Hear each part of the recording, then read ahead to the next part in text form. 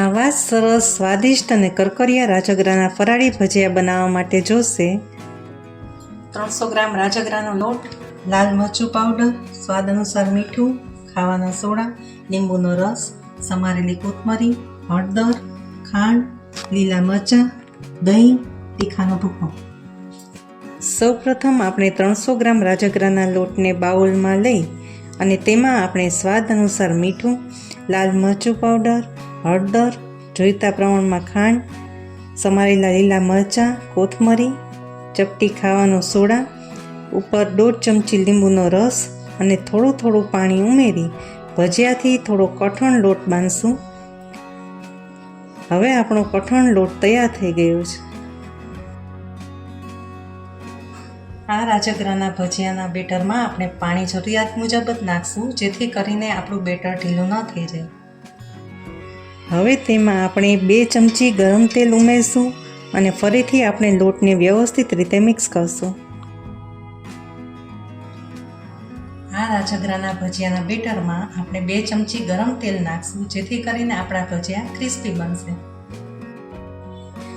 હવે આપણા રાજગરાના ભજીયાનું બેટર તૈયાર થઈ ગયું છે. હવે આપણે તેલ ગરમ કરવા મૂકશું. તેલ ગરમ થાય ત્યાં સુધીમાં આપણે ચટણીની તૈયારી કરી લઈશું. આ દહીંની ચટણી બનાવવા માટે સૌપ્રથમ આપણે બાઉલમાં દહીં લઈ લઈશું. તેમાં સ્વાદ અનુસાર મીઠું, ખાંડ, તીખાનો ભૂકો અને થોડી કોથમરી એડ કરી મિક્સ કરી લઈશું.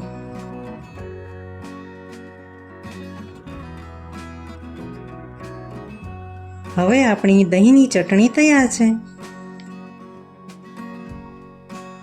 ત્યારબાદ આપણું તેલ ગરમ થઈ ગયું છે, તો તેમાં આપણે તૈયાર કરેલા બેટરમાંથી ભજીયા પાડીશું.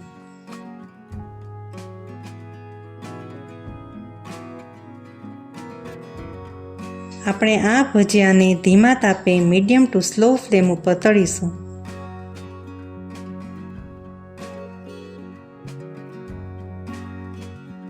ભજીયાનો કલર ગોલ્ડન બ્રાઉન થાય ત્યાં સુધી તળીશું.